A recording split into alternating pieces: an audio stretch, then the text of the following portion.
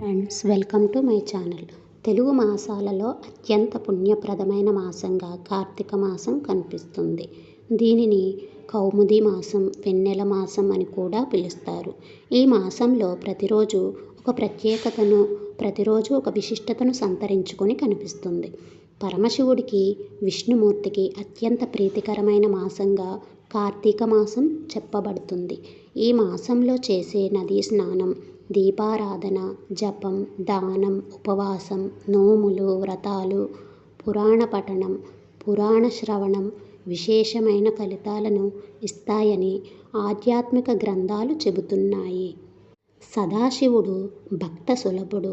దోసెడు నీళ్లతో అభిషేకిస్తే చాలు ఆయన ఆనందంతో మురిసిపోతాడు. పిడికెడు మారేడు దళాలు సమర్పిస్తే చాలు సంతోషంతో పొంగిపోతాడు. అంకిత భావంతో శివా, శంకరా అని పిలిస్తే చాలు కరుణతో కరిగిపోతాడు. అలసట ఎరుగక పరుగు పరుగున కదిలి వస్తాడు.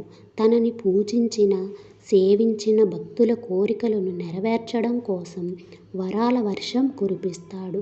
అలాంటి ఈ మాసంలో విష్ణుమూర్తిని దామోదరుడు అనే పేరుతో పూజాభిషేకాలు అందుకుంటూ ఉంటాడు. భక్తులను అనుగ్రహించే విషయంలో ఆయన శంకరుడితో పోటీ పడుతూ ఉంటాడు. ఇక వ్రతాలు, నోములు పేరుతో ఇటు పార్వతీదేవి, అటు లక్ష్మీదేవి కూడా ఈ మాసంలో పూజలు అందుకుంటూ ఉంటారు. స్త్రీలు కోరుకునే సౌభాగ్యాన్ని, సిరి సంపదలను అనుగ్రహిస్తారు.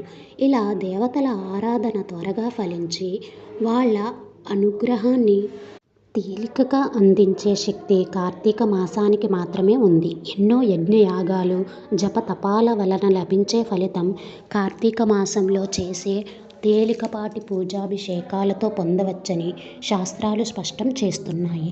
అందువలన అడుగడుగునా ఆధ్యాత్మిక పరిమళాలను వెదజల్లే కార్తీక మాసంలో భగవంతుడి అనుగ్రహాన్ని పొందే అవకాశాలను ఎలాంటి పరిస్థితుల్లోనూ వదులుకోకూడదు. కార్తీక మాసంలో అత్యంత పుణ్యప్రదమైనవిగా పురాణ పఠనం, పురాణ శ్రవణం కనిపిస్తాయి. ఈ మాసంలో కార్తీక పురాణం చదవడం వలన విశేషమైన ఫలితాలు లభిస్తాయి. కార్తీక మాసం యొక్క విశిష్టత మనకి పురాణాలలోనూ కనిపిస్తుంది. కార్తీక మాసం యొక్క గొప్పతనం ఏమిటి? ఈ పురాణాలలోని విశేషాలను ఎవరితో చెప్పారు? ఈ పురాణంలో దాగిన అంశాలు ఎలాంటివి? కార్తీక పురాణం చదవడం వలన, వినడం వలన ఎలాంటి ఫలితాలు కలుగుతాయి అనేది ఇప్పుడు మనం కథల ద్వారా తెలుసుకుందాం. ముందుగా కార్తీకంలో ఆచరించదగిన విధి విధానాల గురించి తెలుసుకుందాం. గతంలో పృథు చక్రవర్తి కార్తీక మాస విధి విధానాలను గురించి వివరించవలసిందిగా నారద మహర్షిని కోరతాడు. ఆయన ప్రశ్నకి సమాధానంగా నారదుడు చెప్పడం మొదలు పెడతాడు. ఓ రాజా, కార్తీక వ్రతాన్ని ఆశ్వయుజ శుద్ధ ఏకాదశి రోజునే ప్రారంభించాలి. ముఖమును, నాలుకను ఎప్పుడూ శుభ్రంగా ఉంచుకోవాలి. సూర్యోదయానికి ముందుగా స్నానం చేసి ఆ తరువాత శివాలయానికి గాని, విష్ణు ఆలయానికి గాని వెళ్ళి స్వామి దర్శనం చేసుకోవాలి. స్వామి లీలా విశేషాలను గురించి గానం చేస్తూ ఆనందించాలి. ఈ మాసంలో అడవి పూలు, తెల్లని అక్షతలు విష్ణుమూర్తి పూజకు పనికిరావు.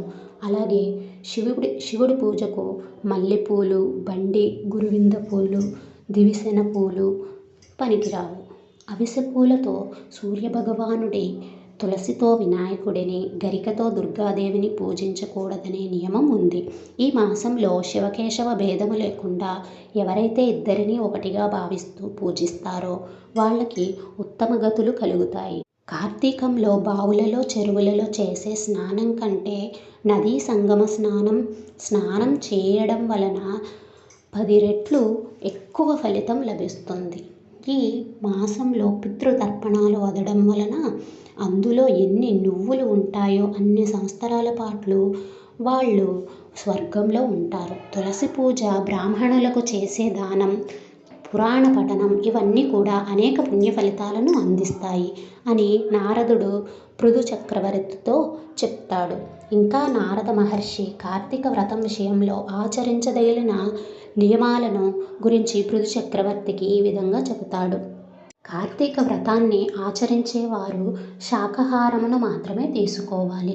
ఏ విషయంలోనైనా ఎవ్వరినీ కూడా నిందించకూడదు. విష్ణు వ్రతం చేసేవారు గుమ్మడికాయ, పుచ్చకాయ, వంకాయ వంటివి తినకూడదు. ఉసిరికాయను అసలే తినకూడదు. ఆకులలోనే భోజనం చేయాలి. బ్రహ్మచర్యాన్ని పాటిస్తూ నేలపైన నిద్రించాలి. కార్తీక వ్రతాన్ని ఆచరించే వారి దరిదాపులలోకి కూడా యమభటులు రాలేరు. ఈ వ్రతాన్ని ఆచరించిన వారు వైకుంఠానికి చేరుకుంటారు. యజ్ఞయాగాలకు మించిన ఫలితాన్ని కార్తీక వ్రతం ఇస్తుందని అంటారు. కార్తీక వ్రతాన్ని ఆచరించే వారి కనుచూపు మేరలో కూడా భూత ప్రేతాలు సహించలేవు.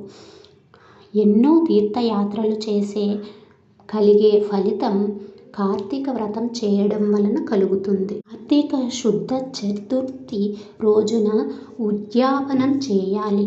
లక్ష్మీ సమేతుడైన విష్ణుమూర్తిని పూజించాలి. లక్ష్మీనారాయణులకు ప్రీతికరమైన నైవేద్యాలను సమర్పించి ఆ మరుసటి రోజున బ్రాహ్మణ సమారాధన చేసి దక్షిణ తాంబూలాలను ఇవ్వాలి. ఈ విధంగా చేయడం వలన 7 జన్మలుగా వెంటాడుతున్న పాపాలు నశిస్తాయి. వైకుంఠ ప్రాప్తి కలుగుతుంది అని పృథు చక్రవర్తికి నారద మహర్షి వివరిస్తాడు.